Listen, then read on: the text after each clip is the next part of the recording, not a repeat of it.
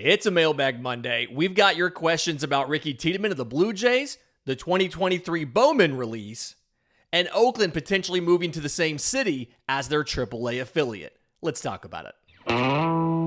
You are Locked On MLB Prospects, part of the Locked On Podcast Network, your team every day.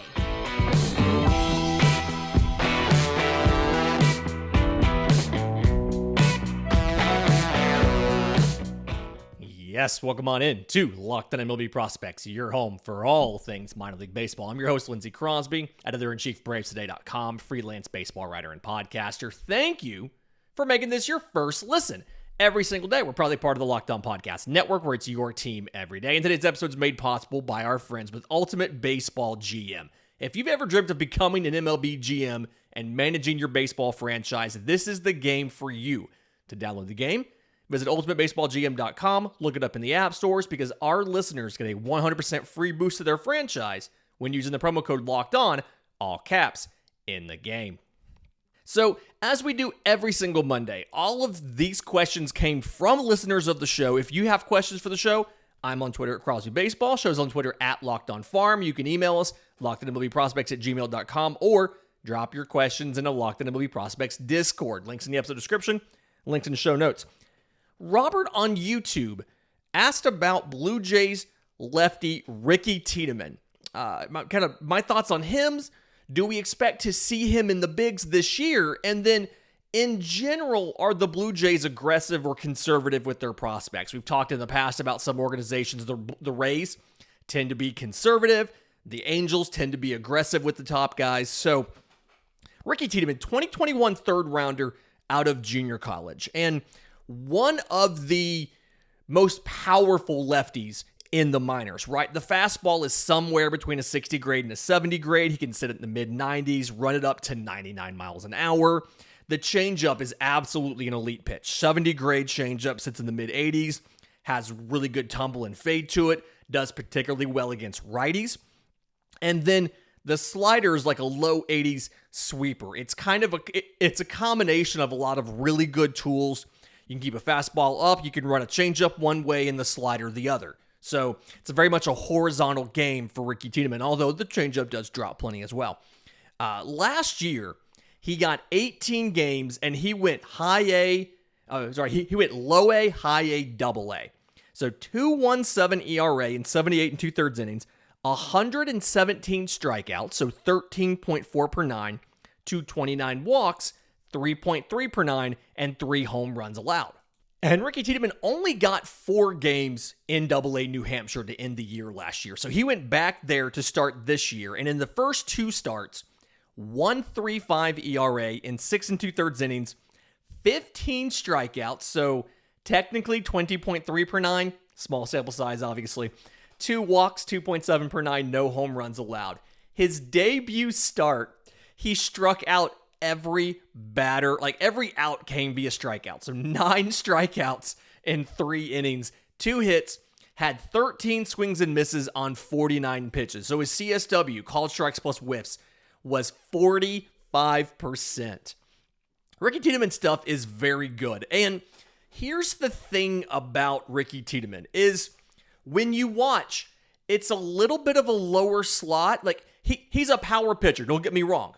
He's a power guy, but he's got a lower 3/4 slot, and he sets up on the far third base side of the rubber. And so the arm's coming, the pitch is almost coming from directly the center of the mound. So it's just a really interesting angle that you don't see a lot of guys throw out of, especially a sweeper that for a righty is going to break in on them, going to break in on their hands or in on their feet if he's throwing it low. And so what I think you're going to see Ricky Tiedemann this year. The Blue Jays don't necessarily rush prospects to the bigs. Not a thing that they're necessarily prone to do or known to have done in the past on a regular, consistent basis. But definitely something where, based on how he does this year in Double-A and then time in Triple-A in Buffalo, you may see him at the end of the year. I don't think he's going to be a guy, unless disaster happens, where they call him up in mid-season and he's starting in the bigs on a regular basis. So he was drafted after a year of junior college. So all of the time he got in last year was at age 19. And he got a grand total, again, of 78 and 2/3 innings across the entire season. And so there's a couple developmental milestones I think you need to get Ricky Tiedemann to do before you can say, yes, we're going to call him up to Toronto and stick him into the rotation of a contending team. Because I very much think, yes, could his stuff probably help you out of the bullpen? Yeah. Do you need him out of the bullpen? You do not. I think he has an opportunity with the quality of his stuff from the left-hand side. I think if you nail the development, you're looking at like a number 2 in your rotation. I mean, he's not just your average number 3 starter. He can be better than that. And so rather than rushing him up, sticking him in the pen just to use him, give him a chance to acclimate to the workload, give him a chance to continue to trust the fastball and throw the fastball in fastball counts and know that it's a good pitch, and then continue to make sure he can land the changeup and the slider for strikes and let him get comfortable. And you could see Ricky Tiedemann getting a cup of coffee at the end of the year. The parallel that I'll make, and I've made this before, the parallel that I'll make is something like a Hunter Brown or a Spencer Strider, where they come up at the end of the year, maybe get a start, maybe a little bit of time in the bullpen, and then the next season they're contending for a job out of spring training. But either way, think you'll see Ricky Tiedemann this year. Some of the top rookies, guys that we're big on this show, with some recent injuries, want to cover that real quick. Logan O'Hoppe, the catcher for the Angels, he has a torn labrum. It is expected to be a 4 to 6 month recovery for our guy Logan O'Hoppe. So 16 games as the starting catcher for Los Angeles. 283, 339, 547. 4 home runs, 6 extra base hits, 4 walks to 15 strikeouts, and a 143 OPS plus. Amazing year for Logan O'Hoppe. I think he was a candidate to be one of the finalists for Rookie of the Year. Obviously, not going to work out now. If they said 4 to 6 months or getting a second opinion, he may be out the entire season. It is his non-throwing shoulder. So it is something where I mean, obviously, given the rigors of catching, he's not going to rush back from a torn labrum. But I do think it is something that long-term is not going to affect his development. The other top rookie that is out that we've been high on this show, center fielder Garrett Mitchell of the Brewers. He also has a torn labrum. He also is out for the year. He also has played in 16 games, 259, 306, 466, 3 home runs, 5 extra base hits, 4 walks to 24 strikeouts, OPS of 110. So, OPS plus of 110, still above average. And he started off incredibly hot, started to struggle for a little bit, and then got injured. I think he's getting a second opinion as well, but he's expected to be out for the entire year. And as I understand it, he's a type 1 diabetic, and sometimes you see joint issues with those guys. So we want nothing but the best for Logan O'Hoppe and Garrett Mitchell. And in my Dynasty League, those were the 2 prospects when I took over this rebuilding team. Those are the 2 prospects I felt were undervalued, and I went out and got them, and they were giving me great returns to start the season. Now they're both out for the year, so that sucks. In just a minute, I want to talk about, we have some individual guys that listeners are asking about, as well as the 2023 Bowman release, and there's a connection with these 2. But first, today's episode is brought to you by our friends with Ultimate Pro Baseball GM. Legitimately a fun game. We talk about this on the show all the time. If you think you can be a Major League GM, you have to download this game. You get a chance to navigate everything in this simulated, realistic, challenging game world. You're hiring coaches and staff. You are scouting and drafting players, as well as navigating free agency. You have to analyze personalities. You got to deal with injuries. You have to go through the normal ups and downs of a season, winning streaks, losing streaks, morale. You're managing the finances to make sure you can afford all this stuff. Maybe it's stadium improvements, maybe it's payroll, all of that kind of stuff. Very realistic, challenging game world, but tons of fun. You can make a league with your friends. We have a league amongst the Locked On hosts. Jeff Ellis of Locked On Guardians, very good at the game. Brett Chansey of Locked On Astros, not very good at the game. So it's tons of fun. You can get it and make a league with your friends. Locked On MLB Prospects listeners get a 100% free boost to their franchise when using the promo code Locked On in the game store. So make sure to check it out. To download the game, probaseballgm.com. Scan the code on the screen if you're on YouTube, or look it up in the App Store. It's probaseballgm.com, the ultimate baseball GM app. Start your dynasty today. Okay, Philip in our email asked about Luke Adams of the Brewers. My thoughts on him, and do I think he could break out? So he's the first of two individual prospects we wanted to cover here that were asked by listeners, because they're both in similar situations as far as their scouting reports right now. So for Luke Adams, 2022 12th rounder out of high school, was committed to Michigan State, did one of those summer collegiate league things, did really well. I think it's a wood bat league. And so he was taken in the 12th round, $280-something thousand. So over slot of what you would expect any 12th rounder to get. When he got 11 games in rookie ball last year at age 18 after the draft. 375, 512, 562. 1 home run, 4 extra base hits, 7 walks to 8 strikeouts, and 9 of 10 on stolen bases. So, things I like about Luke Adams, things he has to work on. I do think that, the power is real. It's probably... Here's the thing. I think in-game power is going to be above average, maybe plus. The issue, and my everydayers can say it with me, your power tool is only as good as your hit tool. He has a lot of stuff in his swing. There's a lot of moving parts, whether it's a hitch, a lot of hand movement. Remember we talked about bat wraps and arm bars, and the existence of those things in a swing are not necessarily bad. It's what those things do to your hands, where your hands are placed. His hands move a lot. They start up by his shoulder. They drop down towards his waist. They come back up again. He's got a leg kick and all of this. It's a complicated swing. And so because of that, he's susceptible to inside stuff. He's susceptible. He has holes in the zone. So he's got to work to streamline that swing. So far, 8 games in Low A Carolina right now. You can see the struggles he's having with the contact, but you can also see the good batter's eye and the good pitch recognition. Slash line of 174, 457, 391. 1 home run, 3 extra base hits, 10 walks to 11 strikeouts, 3 or 4 on stolen bases. So he's walking plenty. He's getting on base. When he makes contact, he has the raw power. He just has to get that power into games because he's got to simplify the swing. I think the Brewers can do it. It shouldn't be an issue. Now, defensively, there's another question about where's he going to play. I've seen an average arm. I've seen above average arm. But I've seen a lot of people who kind of think, okay, he's probably going to end up in a corner outfield spot versus third base because the speed's not necessarily great and there's an outside shot. He's a first baseman.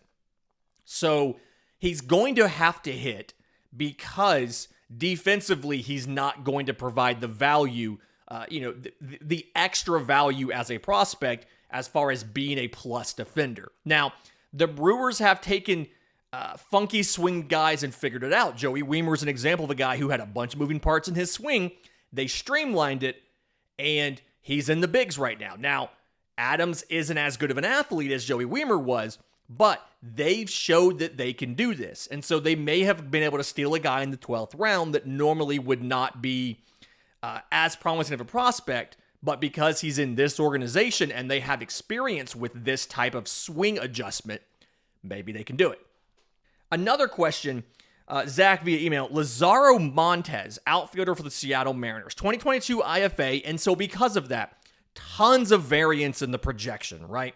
Got 55 games in the DSL last year, 284, 422, 585, 10 home runs, 18 extra base hits, 35 walks to 74 strikeouts, and 3 or 4 on stolen bases. Tons of raw power, right? I mean, stupid raw power when you look at the exit velos and all of that stuff from his time in the DSL. I mean, everything it is probably some of the best raw power in the minors, and it's probably even like a plus power tool in games.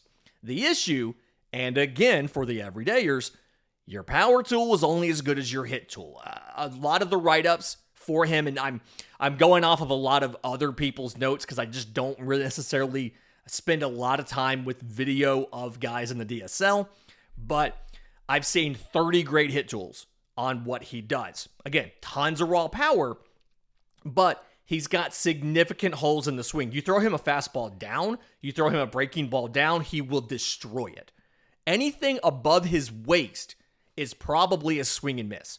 And so, like I said, wide variance in the projection. He's got tons of potential if he can do that, if he can fix it, but glaring issues that popped up even in the DSL. 55 games, he struck out 74 times, and the pitching's usually not very good there in the DSL, but struck out 1/3 of the time. So high ceiling, very low floor, especially because defensively, he's not going to give you a ton. He's going to be probably a left fielder. The arm's below average. The speed is also not very good. I mean, you're looking at two tools that are probably 30 grades. So definitely has to figure out the offense because he's not giving you value defensively. He doesn't have the big arm. He doesn't have the speed. He could probably get to below average to maybe average. Going to be limited by the range, but he's going to have to hit. So he's got to figure that out. Now, I got another question from Zach about 2023 Bowman coming out, for those of you in the hobby, and asking about guys who are going to kind of some under-the-radar guys. So you don't want Drew Jones, you don't want Spencer Jones. That's fine. I do think Montes is one of those under-the-radar guys because if he puts it together, and he'll be going to rookie ball in the complex league this year. If he puts it together, that power ceiling's the kind of thing that pops off of these guys in the hobby. So I've got him listed. I've got a couple other guys that I thought were really interesting. Third baseman Devison De Los Santos of the Arizona Diamondbacks, a known quantity. He's in Double-A. He's one of the younger players in Double-A. So the fact that he's able to do what he's done has been interesting. But definitely have De Los Santos there. Junior Caminero of the Tampa Bay Rays, another known quantity, but wanted to make sure I mentioned him. Couple guys, 3 guys that stand out to me, all outfielders. Gabriel Gonzalez of the Mariners. It's something where, again, the risk is very high, but the ceiling is very high. He doesn't have a plus power tool or a plus hit tool yet, but when you dig into the underlying numbers, I mean, he had a 468 slug and a 410 on base.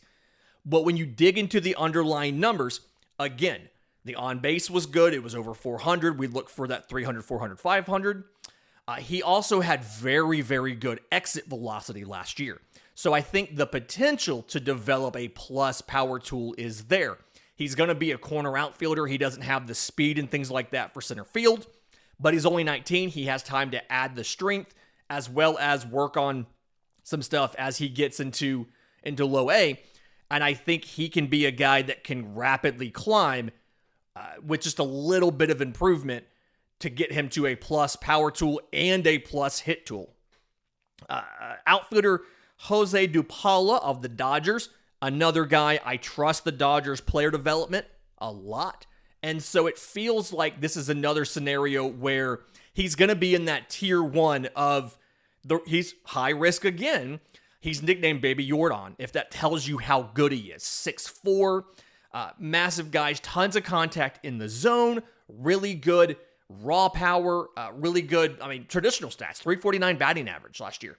And so even if he slows down and is going to be like a corner outfielder, he has the ceiling of a Jordan Alvarez. They call him, that's the nickname, is Baby Jordan. So another guy, Jose Dupala of the Dodgers, to watch for. And the third one, Ariel Almonte. This one's going to be interesting because he had statistically, he was a 2021 IFA for the Reds. He statistically had a good slash line last year, 286, 390, 493, very close to 300, 400, 500. I do think when you watch him, he's a little bit too passive at the plate, and he struggled with spin last year. And so I do think there's a scenario here where he's probably a little bit overvalued right now, but his value is going to drop. When the value drops, you go and make the investment. And then as he recovers and understands and learns to hit spin, the value is going to come back up. So I don't know exactly where the valuation is now, but I expect it from what I've seen. It's going to, the average, the traditional stats are going to drop a little bit. He's going to be a little bit undervalued once that happens, and you can go get him for cheap. And when he adjusts it, because if you look at the frame, 6'4", the isolated slugging's like 207. The Reds have done a good job with developing some of these hitters, believe it or not, and outfield. So he has plenty of paths to eventual playing time in Cincinnati because all of their top prospects, just about, are infielders. So I like the potential of Ariel Almonte. I think you can get him at a good discount. Give a couple weeks for his stats to not look great. You can get him at a discount, and his ceiling should still be plenty high. In just a minute, I've got a question about the international draft and what we can do about this, as well as a question about Oakland, the Athletics potentially leaving Oakland. Today's episode is brought to you by BetterHelp. Getting to know yourself can be a lifelong process, especially because just like prospects, we're always growing and changing as people. And so BetterHelp provides access to therapy to help you deepen your self-awareness and understanding. Sometimes we don't know what we want or why we react the way we do until we talk through things with a professional. BetterHelp connects you with a licensed therapist who can take you on that journey of self-discovery from wherever you are.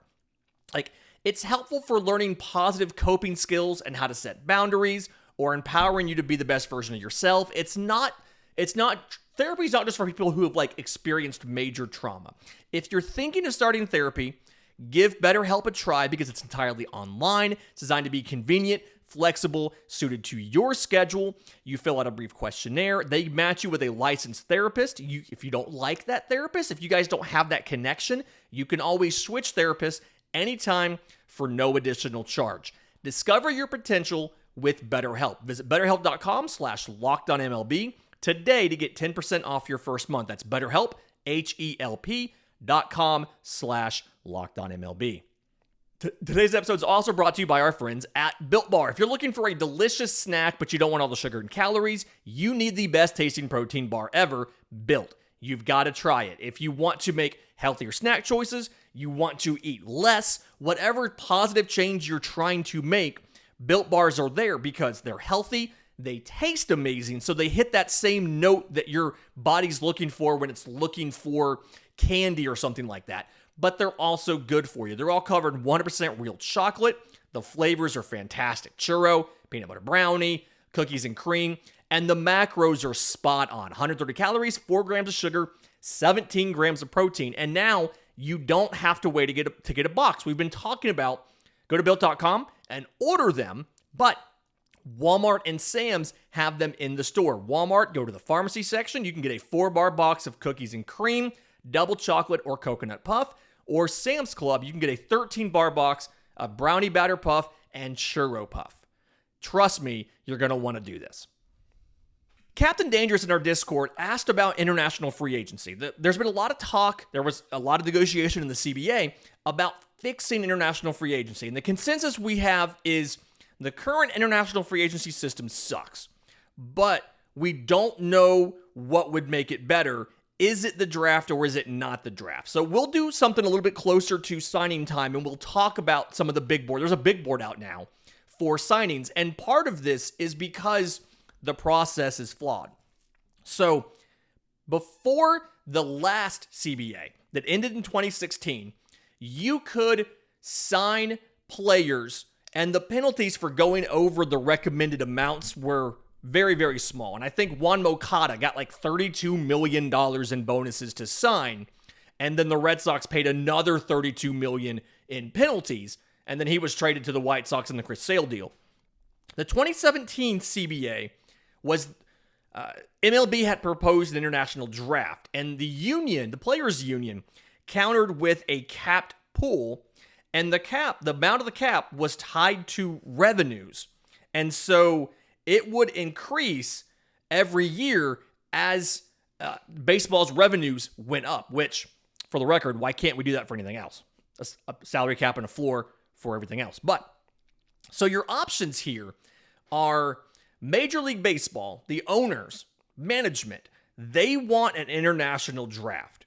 They feel like they say in their proposal last time they did the CBA negotiation before the lockout, that 94% of players in international free agency would have gotten more money than they did under the current system. Because the way the current system works, teams have a set amount. This is all they have. And so what happens is teams reach agreements with these prospects that can't sign until they're 16. They reach agreements when these kids are 14 or sometimes even younger. There's been reports as young as 12. And there's a lot of inappropriate dealings between the agents and the trainers and the scouts and all of this to steer players to certain places. A lot of those players have to give a significant portion of that money to the trainer that they've been working with, because once they have that deal, typically they'll just go to the private academy and work there, play baseball there, instead of participating in other events. And then teams can come back later and can, a month before free agency signing, can say, hey, we need to lower the amount. We're running out of money in the pool. And so there's a lot of issues here. The Players Association is not in favor of a draft. What they want to do is they propose, one, allowing space to be rolled over so that teams can't say, hey, we're out of money, because they can borrow a little bit from the next year, or they can roll extra from this year into next year. They also propose enforcing the existing rule that you can't have agreements with players under the age of 15.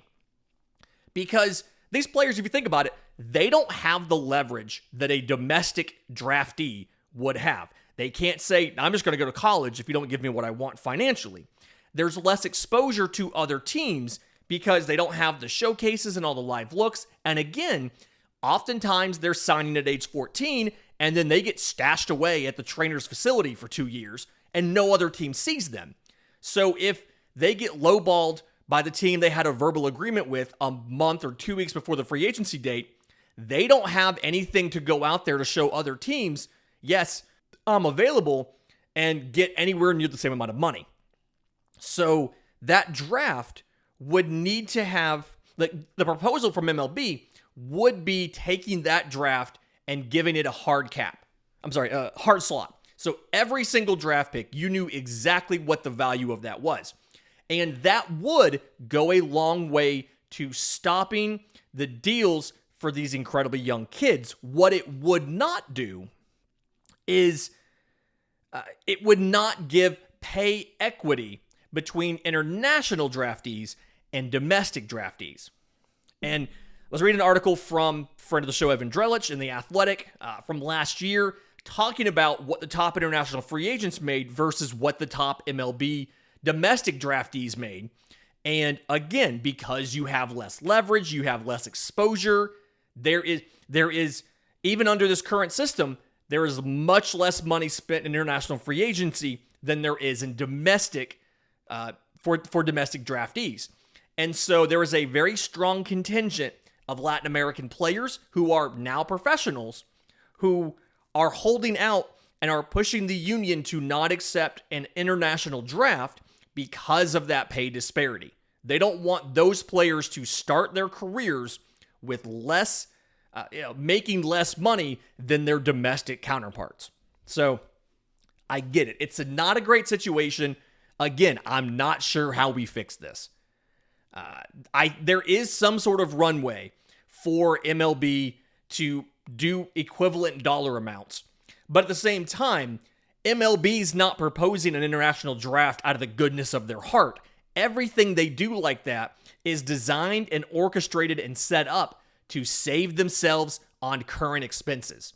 So you'll have to excuse me if I don't necessarily believe MLB is doing this solely because they want that 94% of players to make more money under a draft. They're doing this to limit their overall financial exposure because now you can go over you can go over the international signing limits. There are different penalties that you'll face, whether it's losing draft picks, things like that, but you can go over. Under a draft, all of those are hard slots you can't go over. So MLB wants the cost certainty. I don't believe it when they say they legitimately care about how these kids are being treated or the early deals or any of that, because they have an existing rule in the books that says you can't make agreements with players under 15 that they can enforce right now. You'll have to excuse me if I don't believe in MLB's in the goodness of their heart on this one. Got a question about Oakland moving to Las Vegas. We're running out of time. Probably going to make this a segment in a separate show later this week, but it's really interesting because of the time frames in this, and I still don't necessarily believe that Oakland, John Fisher, is going to be able to make a deal with the government in Las Vegas to get the $500 million he's insistent he has to have to move the team to Las Vegas. We'll cover this in a third segment in a show later this week. Final question, is Madison Bumgarner cooked?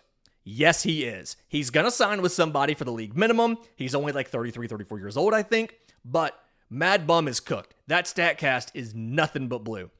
Reminder, if you have questions for the show, I'm on Twitter at Crosby Baseball. Show's on Twitter at Locked On Farm. You can email us, lockedonmlbprospects@gmail.com, or drop your questions in the Locked On MLB Prospects Discord. Links in the episode description, links in the show notes. Until tomorrow's show, remember, it's always a great time to pay a minor leaguer.